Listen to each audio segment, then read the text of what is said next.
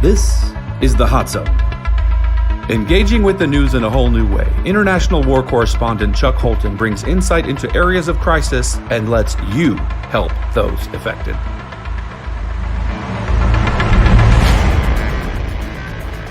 I'm in a small village called Capurgana, which is on the northwest corner of Colombia. And I just have to say, this town is pretty sketchy. It's absolutely run by the smugglers. The smugglers who traffic in human misery in a way that I haven't seen in a lot of other places. What I mean by that is, this is the jumping off point for the migrants who are coming from all over the world and working their way up to the United States. Now, these caravans you hear about, they start out in Honduras, Guatemala, El Salvador, places like that, which are far north of here, and then wind their way up through Mexico to the U.S. southern border. But there's another group of migrants that are not from Latin America that come really from everywhere. Any third world country you can imagine, in Africa, the Middle East, Asia, Bangladesh, Nepal, Turkey, etc., etc., and a lot of people from Haiti and Cuba.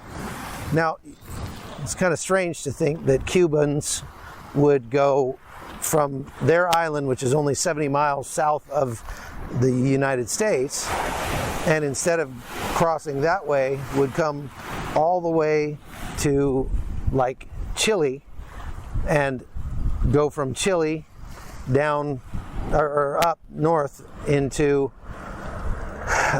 Ecuador, and then Ecuador to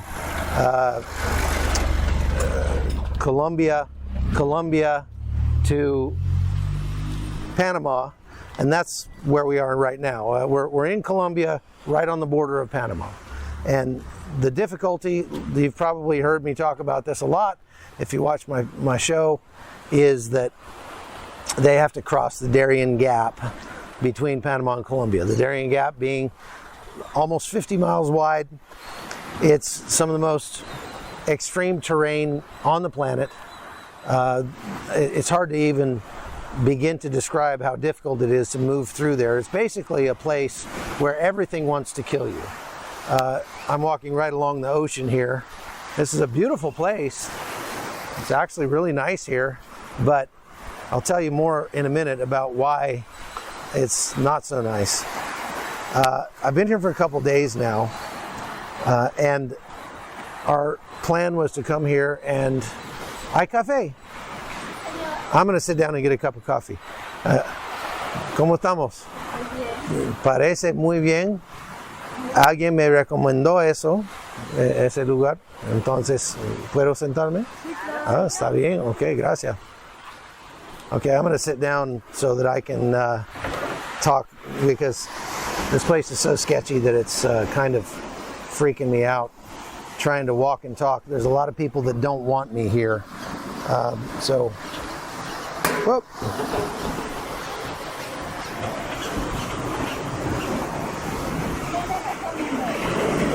Café, por favor. ¿Tiene cappuccino? Cappuccino. Sí, está bien. So, let's see how this works here. All right.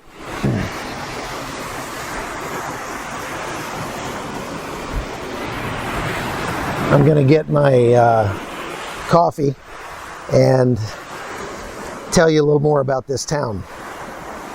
So, Capurgana is actually kind of a tourist attraction in Colombia. It's pretty difficult to get here, but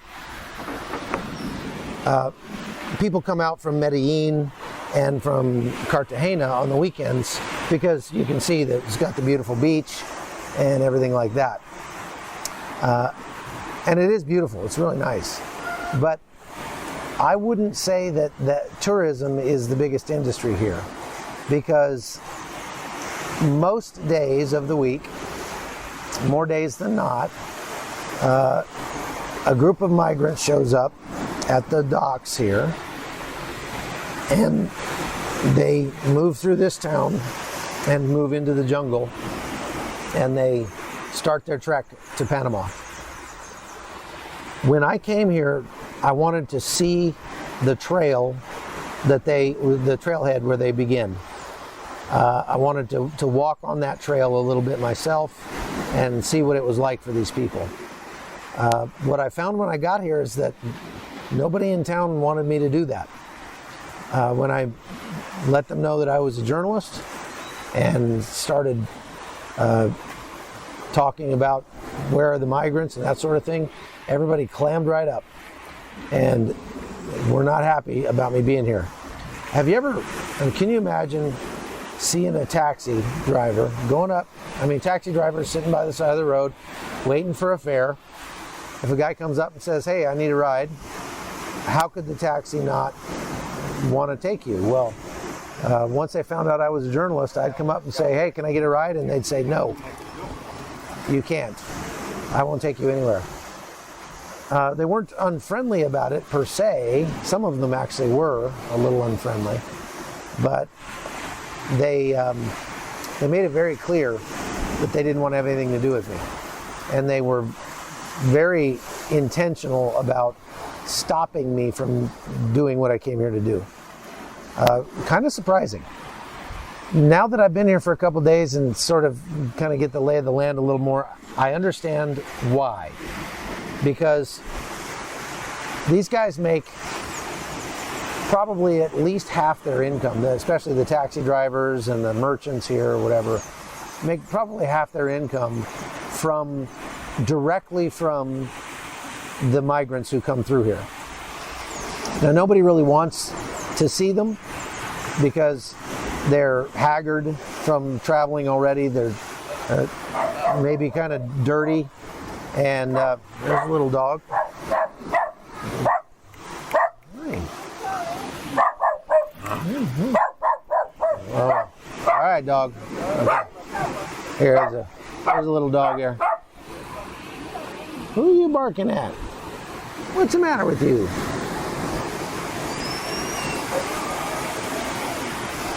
So these guys, they come here, they're bedraggled and dirty and broke, and so they don't have a ton of money to spend, but everybody along the line extracts something from these migrants.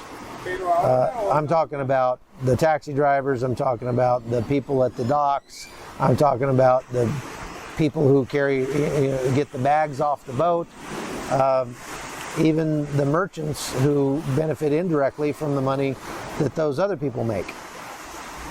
So everything in this town is tied to essentially illegal immigration. And with that northern flow coming on such a consistent basis, it's a consistent source of income.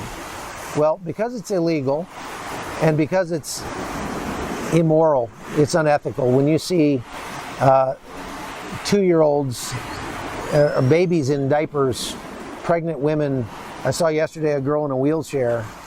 When you see them, coming here and planning to go through the jungle like that, that's a travesty, is what it is. Because many of those people aren't going to come out on the other side. They don't know how hard it is to go through that jungle, and they're going to die along the way. That's a really, really bad thing. And it just breaks my heart to watch these mothers with babies walking into the jungle with cardboard shoes, flip-flops or something, thinking that they're going to easily make it to the other side. They have no idea how hard it's going to be. And so the people who are facilitating this are facilitating a criminal activity, people criminally entering Panama. They are also facilitating sending people to their deaths in the jungle, and they know it. And they know if the word gets out that maybe there will be calls for something to be done about this, and they'll lose that income. So just to be safe, they don't want any journalists around here telling the story. But I was determined to tell the story. So the first day I was here, I came in, I watched the migrants come in, and then they quickly loaded them on motorcycle taxis and then whisked them off out of town. And we looked for them, we weren't able to find them again. I tried to get a taxi to follow them, and the taxi driver said, no, I won't take you, you can't go. They actually put a chain across the road so you couldn't get through after the taxis went through. It took me the rest of the day to figure out where those guys had gone and to figure out what they were doing. Gracias.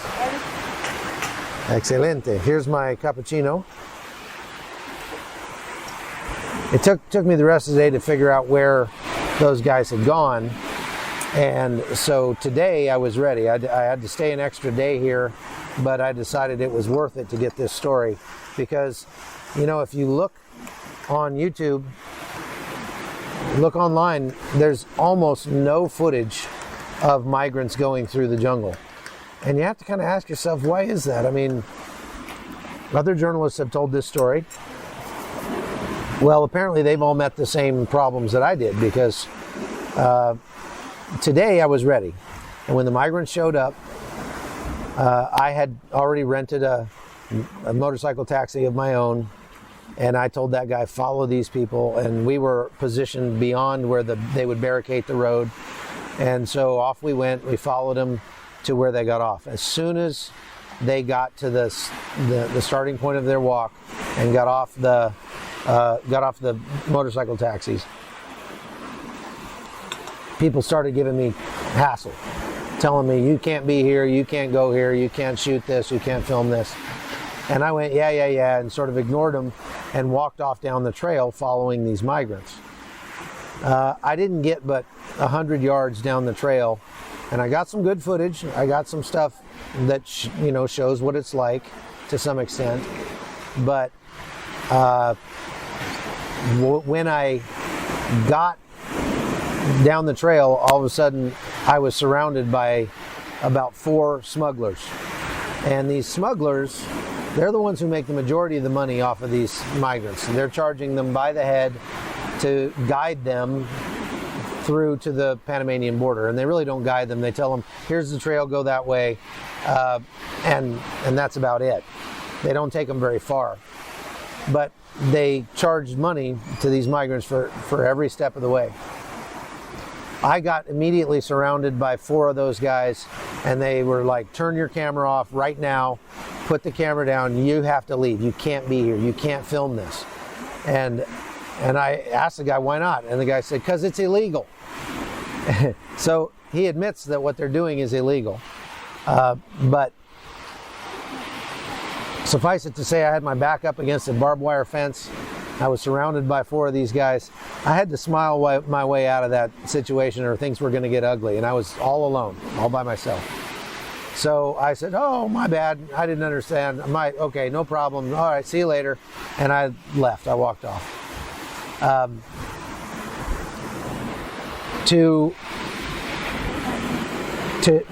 when it really hit me just how important it is in this town for that illegal migration to continue.